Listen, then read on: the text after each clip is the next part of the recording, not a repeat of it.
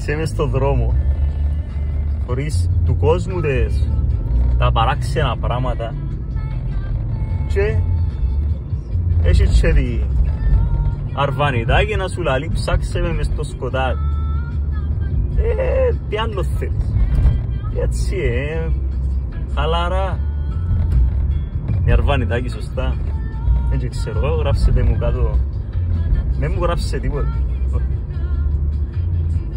Καλημέρα, καλησπέρα, καληνύχτα, καλό βράδυ.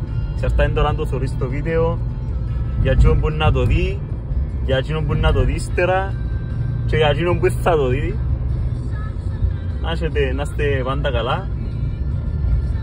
Όταν οδηγούμε πρέπει να προσέχουμε,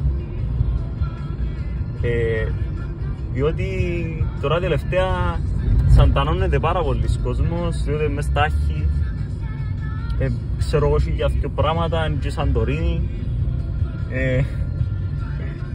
Πρέπει σαν οδηγούμε να σκεφτούμαστε και λίγο πιο λογικά και να προβλέπουμε τον μπροστινό μας, τον πίσω μας, τον δεξιά μας, τον αριστερά μας, γιατί είναι παιχνίδια του. Οδηγάς, έχεις έναν φόρο, έχεις ευθύνη για πολλά πράγματα. Πρέπει να προβλέπεις ότι ο πεζός δεν θα πάει που τη διάβαση που είναι 5 μέτρα δίπλα του, να σηκωστεί από αυτοκίνητο, να ανοίξει πόρτα, να κατεβεί, να πέσει. Ξέρω εγώ, έμπηξες του τι είναι εσύ φταίει. Όπως θέλεις πέτω, εσύ φταίεις. Ξέρεις ότι είναι πρόβλημα, αλλά εντάξει. Έτσι μπορώ να κάνω κάτι.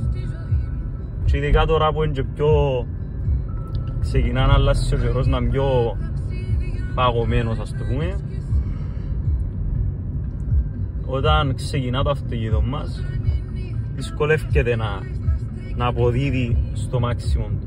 Οπότε πρέπει να περιμένουμε τη θερμοκρασία του να ανεβεί ως το 90 π.λ.